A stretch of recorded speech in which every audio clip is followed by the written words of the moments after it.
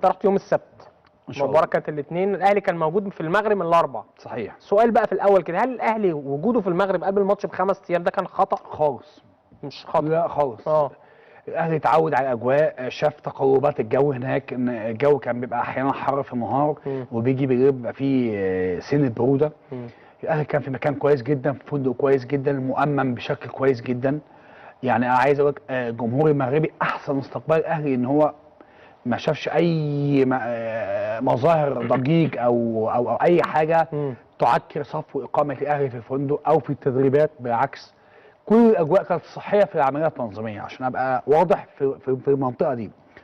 خليني يا كابتن كريم ابدا كلامي بحاجه، لازم نفرق يا جماعه ما بين الشعب المغربي والجمهور المغربي، وما بين تصرفات مسؤولين مغربيين لهم نفوذ، عشان نبقى واضحين. بس يعني الجمهور المغربي او الشعب المغربي لا، احسن استقبال المصريين سواء بعثه النادي الاهلي او كجماهير او كوسائل اعلام مصريه. يعني احنا استقبال بحفاوه. طبعا عمرنا ما شفنا مضايقات اثناء التصوير او التسجيل مع الناس او يعني في كل الحاجات اللي انا شفتها في ترحاب وحفاوه.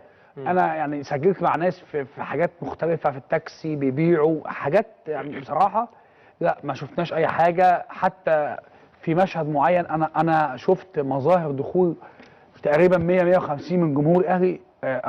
انا شاهد عيان اقسم بالله، حتى وقتها كنت حاجه شخصيه على الصفحه يعني.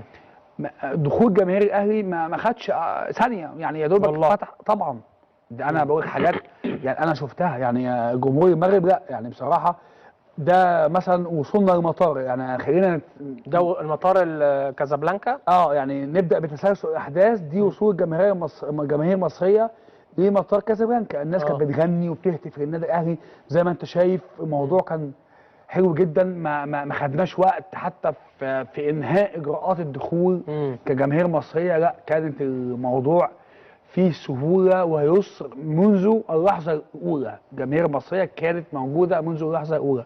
لما بدانا نتحرك نروح على فنادق الاقامه، الموضوع برضو كان مرتب ومنظم جدا دون اي مضايقات. بالعكس، جمهور الوداد لما كان بيقابلنا في كازابلانكا او في الدار البيضاء كان كبيره يعني بيشاور ليك ان احنا هنكسب 2 ونكسب 3. عادي، دي حاجات احنا بنعملها في مصر. يعني الموضوع كان في اطار كل المداعبات بشكل ودي.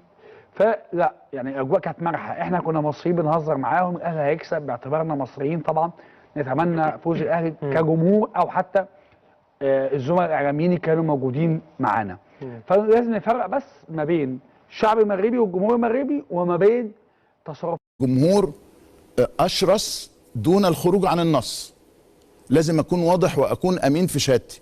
لم يحدث اي نوع من انواع الخروج عن النص من الجماهير. كانت في طلقات صوتيه مفزعه قبل المباراه، لدرجه انه انفنتينو اتخض وانزعج جدا جدا جدا، من مفزعه. انا شخصيا اتخضيت يعني، وبشكل رهيب جدا جدا قبل المباراه.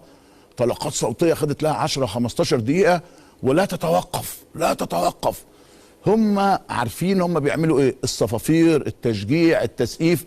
تيجي جماهير الاهلي اللي بحييها جدا، سواء كانوا 2000 او 3000 او 1500، اي حد سافر الى المغرب لتشجيع النادي الاهلي يستحق كل التحيه وكل التقدير. وللامانه ان هذه الجماهير لم تلقى